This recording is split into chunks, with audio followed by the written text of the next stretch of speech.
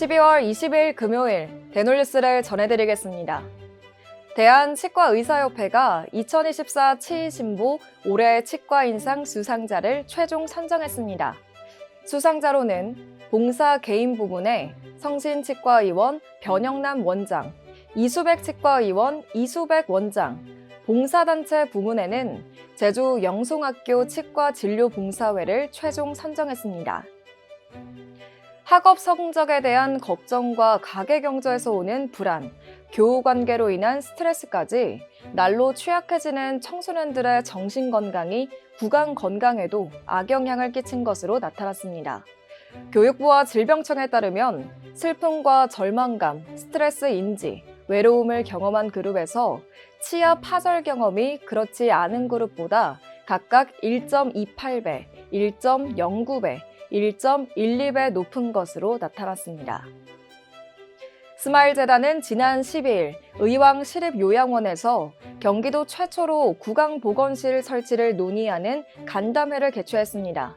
간담회에서는 내년 2월 구강보건실 개소를 목표로 공간 선정 및 운영 방안을 협의했으며 입소 어르신의 구강관리와 진료는 건강사회운동본부에서 하기로 결정했습니다.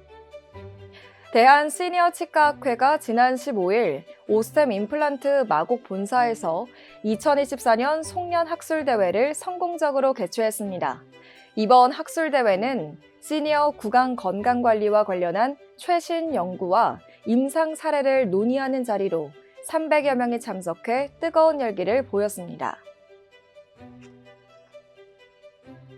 스마일 돌봄은 지난 18일 서울 송파구 소재 청암 노인요양원에서 총 70명의 입소 어르신을 대상으로 구강검진을 시행했습니다.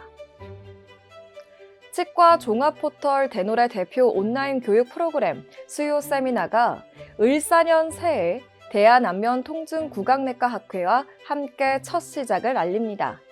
2025년 1월 8일부터 진행하는 수요 세미나는 학회 회원 22명의 연자가 직접 참여해 구강내과 질환별 접근법과 치료 전략을 심도 깊게 다룰 예정입니다. 대한구강암안면외과 학회가 지난 28일 서울특별시로부터 사단법인 설립 인가를 받았습니다. 이번 인가는 치과계에서 학회명을 법인명 그대로 사용해 인가받은 최초의 사례로 학회 창립 이후 65년 만에 획기적인 전환점으로 평가받고 있습니다.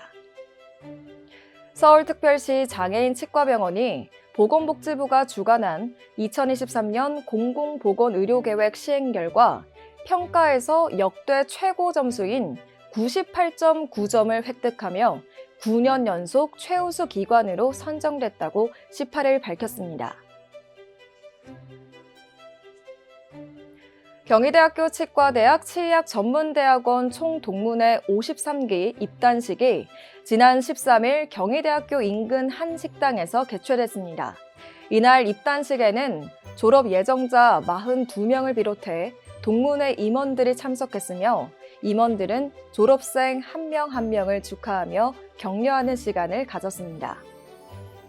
부산대학교 치과병원은 찾아가는 구강보건관리 사업을 위해 지난 13일 장애인 거주시설 라운놀이를 찾았습니다. 이날 봉사자들은 맞춤형 구강관리 교육과 칫솔질 실습, 불소도포 등 다양한 구강관리 서비스를 제공했습니다.